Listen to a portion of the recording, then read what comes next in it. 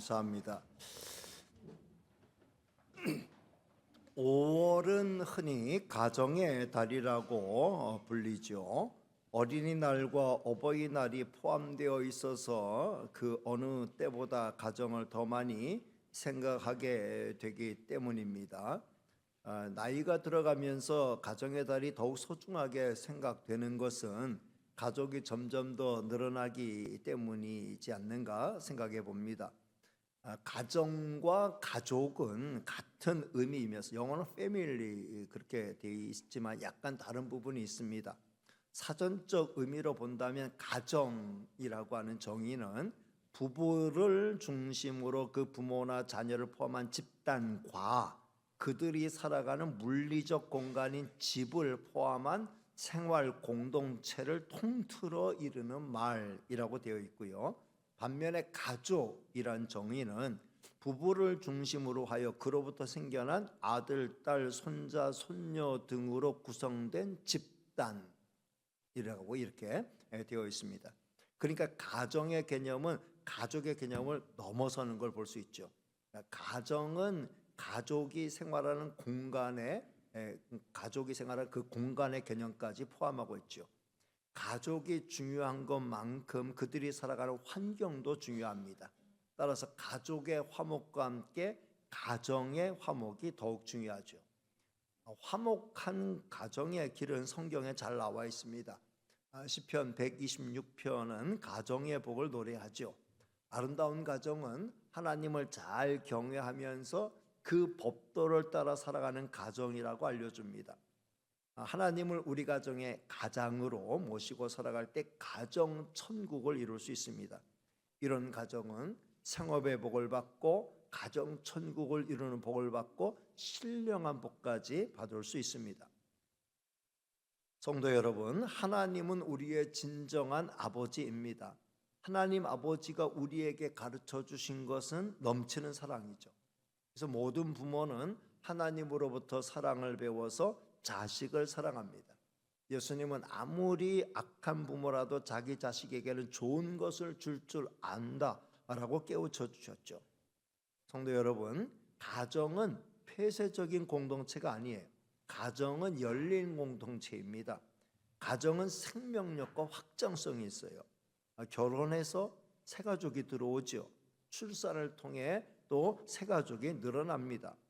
하나님의 은혜를 힘입은 건강하고 행복한 가정이 점점 늘어날 때 그 사회도 건강하고 행복한 사회로 성장하게 됩니다. 교회는 하나님을 아버지로 모신 큰 가정이죠. 따라서 교회는 생명력과 확장성을 보여주어야 합니다. 교회가 우리끼리만의 폐쇄적 공동체가 되면 안 됩니다. 교회야말로 생명력과 확장성을 지닌 열린 공동체가 되어야 합니다. 교회는 전도를 통해 새 생명과 새 가족을 얻게 되지요. 특별히 이번 주 금요일에 있을 어르신 초청 잔치를 통해서도 좀 어르신들 새 가족이 많이 늘어나면 좋겠습니다. 온 교회가 이를 위해 기도하고 힘을 모아 주실 것을 주님의 이름으로 부탁드립니다. 자, 오늘은 다시 마태복음의 본문으로 돌아가서 말씀을 전합니다. 예수님은 세례 요한의 순교 소식을 접한 후 갈릴리 호수 동편 들로 가셨다가 다시 북서편으로 돌아오신 거예요. 그 사이에 광야에서 오병이어의 기적을 일으키셨고 갈릴리 호수 위를 걷는 무리를 걷는 이적을 보이기도 하셨죠.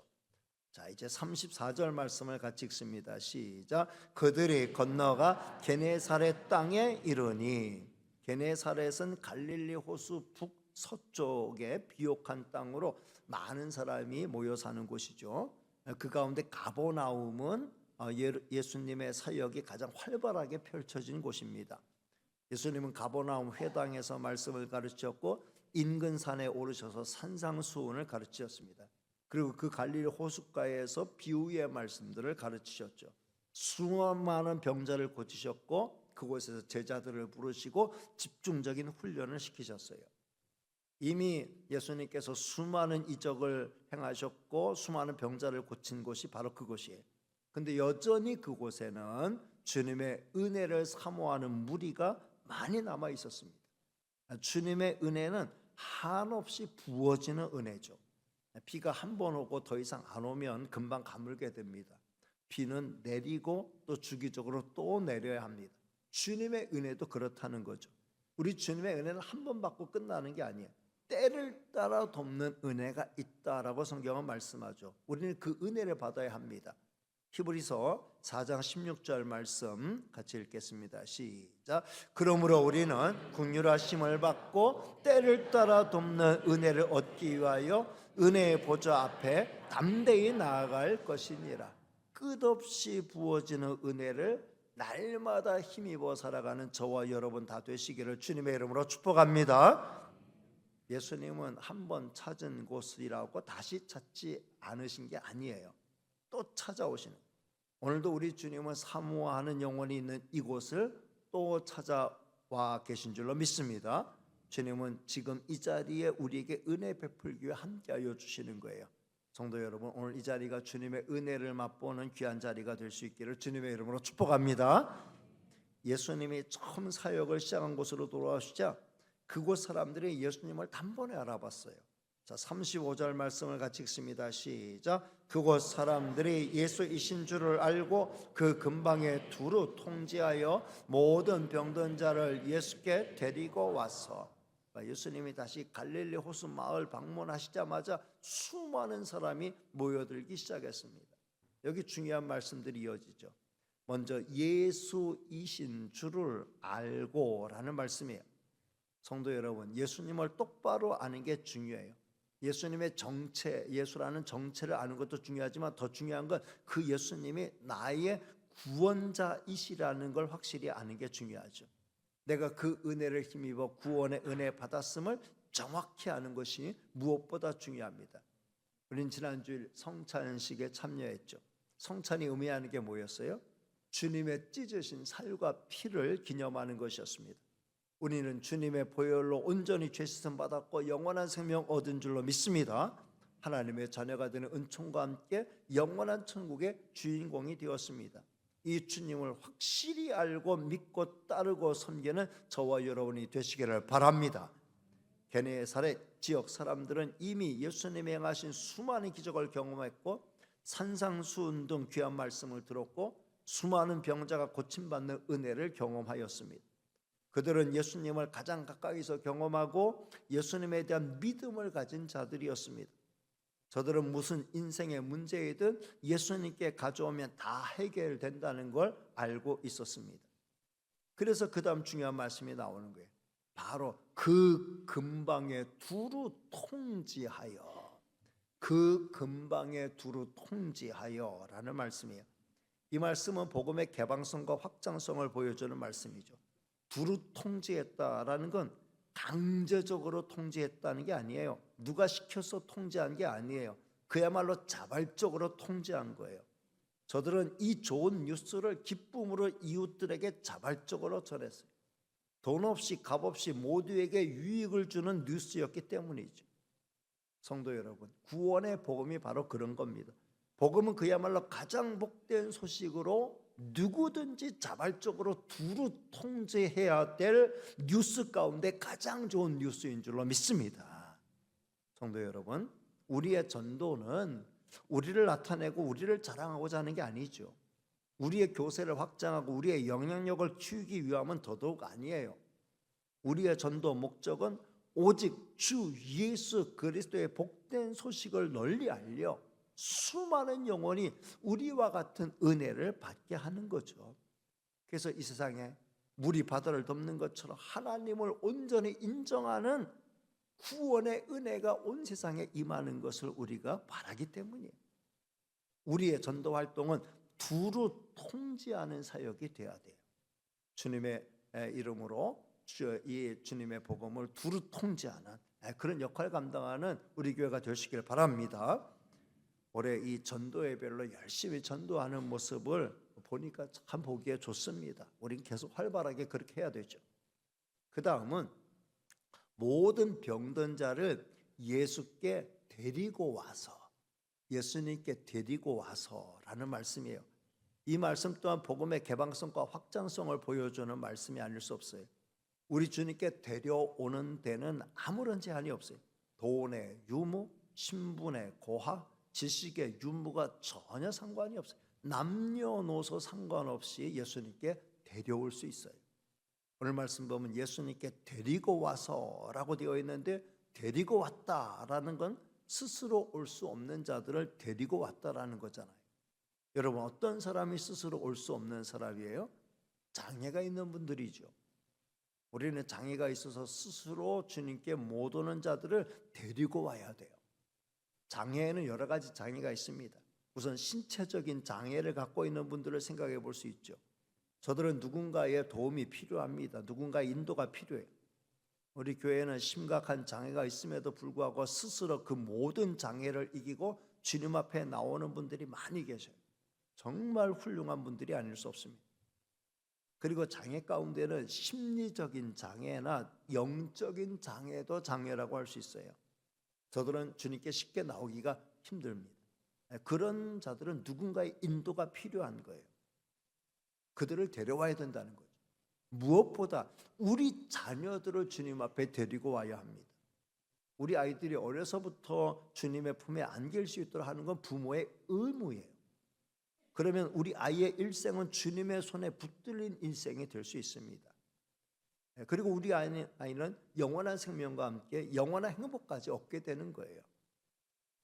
성도 여러분, 오늘 여러분이 주님께로 데려와야 할 사람들이 누구입니까?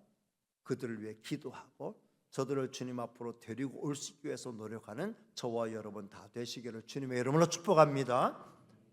자, 오늘 이렇게 해서 예수님께 수많은 사람이 찾아왔어요. 저들은 예수님을 절대적으로 신뢰했습니다. 저들이 예수님을 절대적으로 신뢰했다는 게 어디에 나오냐? 36절 말씀에서 우리는 충분히 그런 분위기를 엿볼 수 있죠. 자, 36절 말씀 같이 읽습니다. 시작. 다만 예수의 옷자락에라도 손을 대게 하시기를 간구하니 손을 대는 자는 다 나음을 얻으니라. 저들은 예수님의 옷자락이라도 만지기를 소원했어요. 그리고 우리 주님은 그걸 기꺼이 허락하셨어요. 여기도 중요한 표현들이 잇따라 나오죠. 먼저 다라는 표현이에요. 주님은 아무도 차별하지 않으셨어요.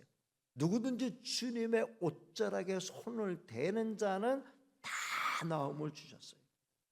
지금도 그렇습니다. 우리 주님은 차별하지 않습니다.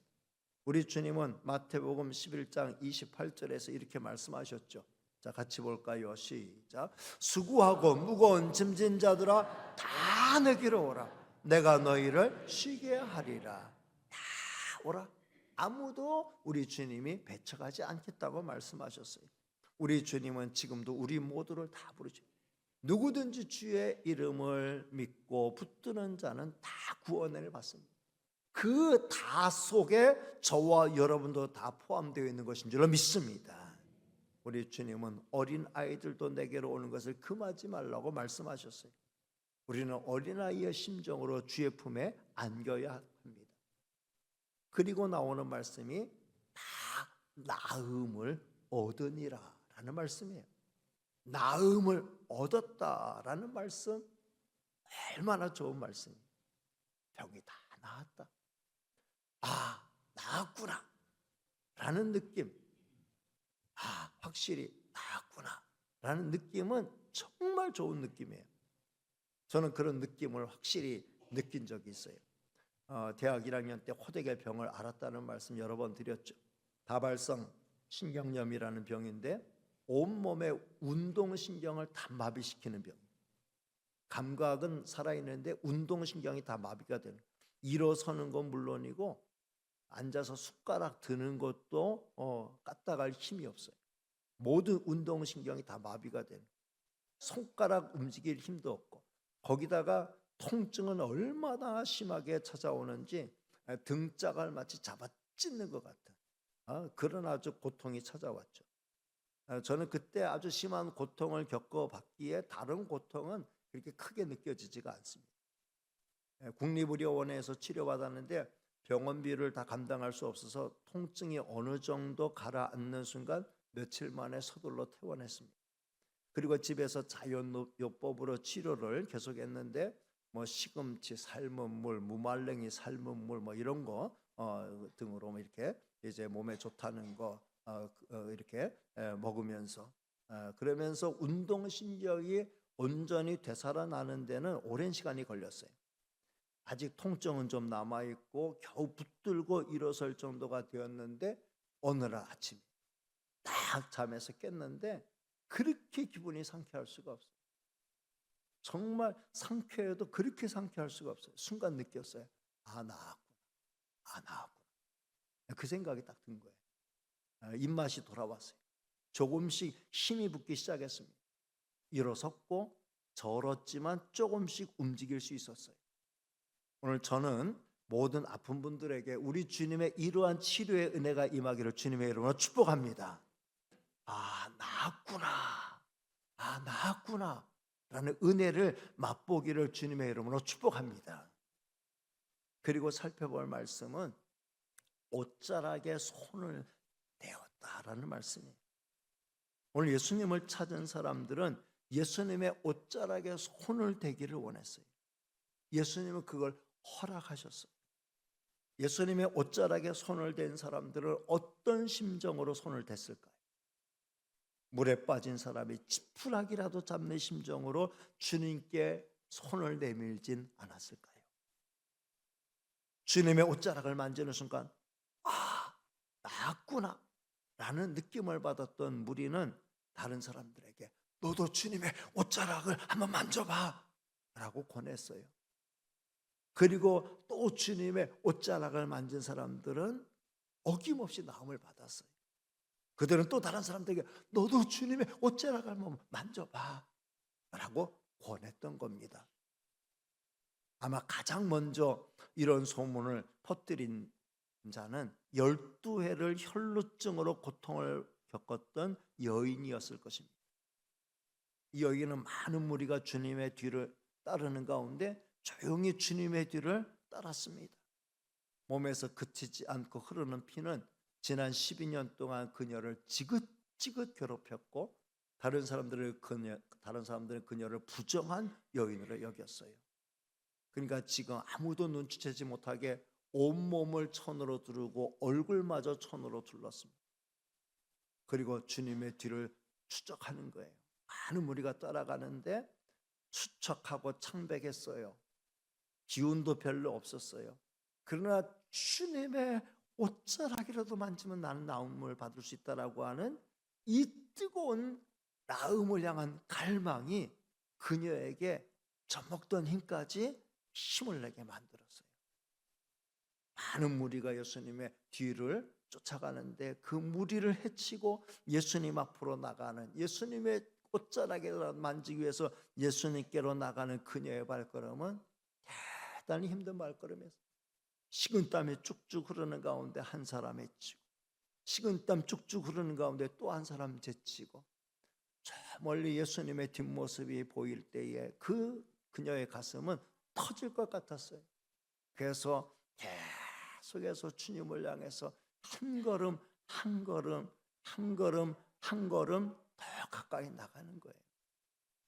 이제 주님의 옷자락에 손을 대기만 해도 이 지긋지긋한 병에서 노임받을 것이라고 하는 믿음이 있었어요.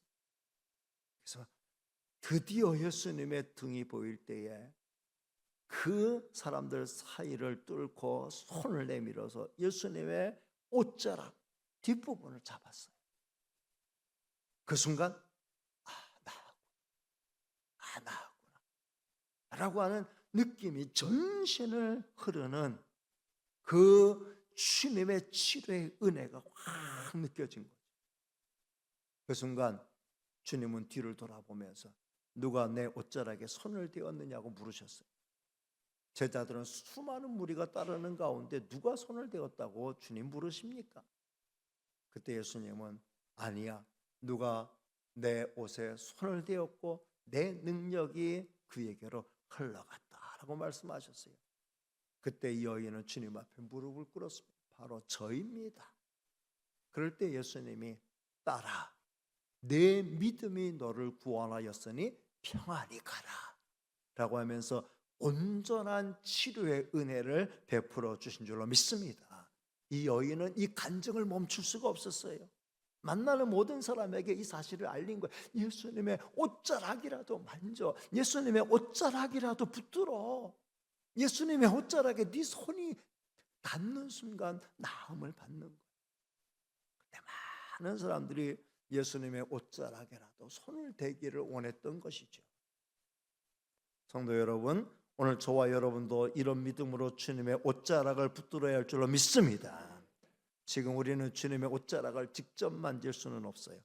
그러나 우리는 주님의 살과 피를 먹고 마심으로 주님은 내 안에, 내가 주님 안에 거하는 신령한 은혜 가운데 있는 존재가 되었습니다. 그러니 믿음으로 주님을 붙들면 되는 거예요. 성도 여러분, 오늘도 우리 주님은 우리 곁에 계시고 우리가 주님 붙들기를 원하십니다. 기도하는 심정으로 주님을 붙드는 저와 여러분이 되시기를 바랍니다. 말씀을 맺습니다. 저는 오늘 말씀을 통해 다음 몇 가지를 마음에 새기기를 원합니다. 첫째, 예수님을 제대로 알고 믿읍시다. 따라합니다. 예수님을 제대로 알고 믿읍시다. 내가 예수님을 제대로 알았느냐 못 알았느냐를 객관적으로 평가할 수 있는 방법이 있어요. 100% 정확한 건 아니지만 상당한 객관성이 있어요. 오늘 말씀에 힌트가 있습니다. 오늘 말씀 가운데 예수이신 줄 안 사람들은 어떻게 했어요? 예수이신 줄 알아본 사람들은 어떻게 했습니까? 근방에 두루 통지하여 많은 사람을 예수님께 데리고 왔습니다. 이게 힌트예요. 예수님을 제대로 알고 믿은 성도는 예수님을 다른 사람에게 알리려고 노력하는 거예요. 그리고 그들을 주님께로 인도하려고 하는 것이죠. 내가 믿은 예수 그리스도, 나의 구원자 예수 그리스도를 다른 사람에게 전하고 저들을 주님 앞으로 인도하기를 원하는 성도는 예수님을 제대로 알고 믿은 성도라고 할 수 있습니다. 물론 전도하기 힘든 상황에서 전도하고 싶어도 전도할 수 없는 형편에 있는 성도들이 있을 수 있어요. 그러나 어떻든 내가 믿는 예수 그리스도를 다른 사람에게 알려주고 싶은 마음이 내 마음속에 있는가 없는가가 내가 예수님을 제대로 믿고 있는가 믿고 있지 못한가를 판가름할 수 있는 어떤 기준이 된다는 거예요. 아직도 내 믿음이 부족하다면 예수 그리스도를 나의 구주 되심으로 깊이 마음속 깊이 받아들이고 그 은혜 가운데 들어가시기를 바랍니다. 여러분의 마음 문을 열기만 하면 주님은 언제든지 우리 마음 한가운데로 들어오시겠다고 약속하여 주셨습니다. 예수님의 이름으로 늘 승리하는 성도가 되시기를 주님의 이름으로 축복합니다. 두 번째는 예수님의 소식을 근방에 두루 통지합시다. 따라합니다. 예수님의 소식을 근방에 두루 통지합시다. 지금 우리 교회가 벌이고 있는 전도 활동도 바로 이런 목적에서 하는 거예요. 예수 그리스도의 이 좋은 소식을 두루 통지하는 일이에요. 다 같이 참여하시기를 바랍니다. 여러분의 전도 대상자들의 마음속에 또는 노트에 기록해 놓은 사람들을 위해서 꾸준히 기도하시고 절호의 기회를 얻게 하여 주옵소서 기도하면서 기회를 찾는 성도가 되시기를 바랍니다. 특별히 이번 주 금요일은 이벤트가 있는 날이에요. 우리 어르신들이 어르신 친구들을 주님 앞으로 인도할 수 있는 절호의 기회가 주어진 거예요. 왜냐하면 우리 교회에서 초청잔치를 열잖아요. 그리고 맛있는 음식을 진수성찬이라고는 감히 말씀을 못 드려도 아무튼 최선을 다해서 맛있는 음식을 대접할 거고, 여러분이 또 돌아갈 때 먹고만 가면은 빈손으로 가면은 섭섭하니까 손에 뭐라도 들고 가라고 그것도 선물도 준비할 거고, 그 다음에 또 와서 지긋지긋한 잘 알지도 못하는 딱딱한 목사님의 설교만 들으라면은 그거는 진짜 힘든 거니까 저는 조금 말할 거고, 안 말하면 섭섭하니까 저는 조금 말할 거고, 1시간 동안 장향희 씨 이 트로트 가수면서 정말 뮤지컬 배우예요. 노래도 잘하고 믿음도 좋은 분이 와서 간증하며 찬양하고 노래하는 이거 같이 공연을 같이 보는 거예요. 콘서트에 참여하는 거다. 초청하면은 디너 콘서트나 런치 콘서트, 점심 맛있는 점심 먹고 선물도 받고 그 다음에 또 좋은 노래도 듣고 간증도 듣고 누구든 초청할 수 있는 절호의 기회입니다. 두루 통지해서 잘 모시고 오시기를 바랍니다. 네, 이렇게 아멘 소리가 그냥 쥐꼬리만 할 정도. 어르신들이 젖먹던 힘까지 내가지고 아멘 해야 되는데 우리 어르신들은 그게 뭐요 하고 별로 관심도 없으시고 기력도 없으시고 기력을 내세요. 정신 똑바로 차리세요. 어르신들 대답하시길 바랍니다. 친구 어르신들 많이 모시고 오시기를 주님의 이름으로 축복합니다. 예, 뭔가 좀 될 것 같아요. 자, 세 번째, 나의 도움이 필요한 자들을 찾아 예수님께 데리고 옵시다. 따라합니다. 나의 도움이 필요한 자들을 찾아 예수님께 데리고 옵시다. 여러분들 부모님 가운데 아직도 주님을 알지 못하는 분들 더 늦기 전에 예수님께로 모시고 오시길 바랍니다. 여러분 자녀들 가운데 아직도 하나님 앞에 나오기를 거부하고 있는 자녀들 잘 구슬르고 잘 달래서 주님 앞에 잘 데리고 오시기를 바랍니다.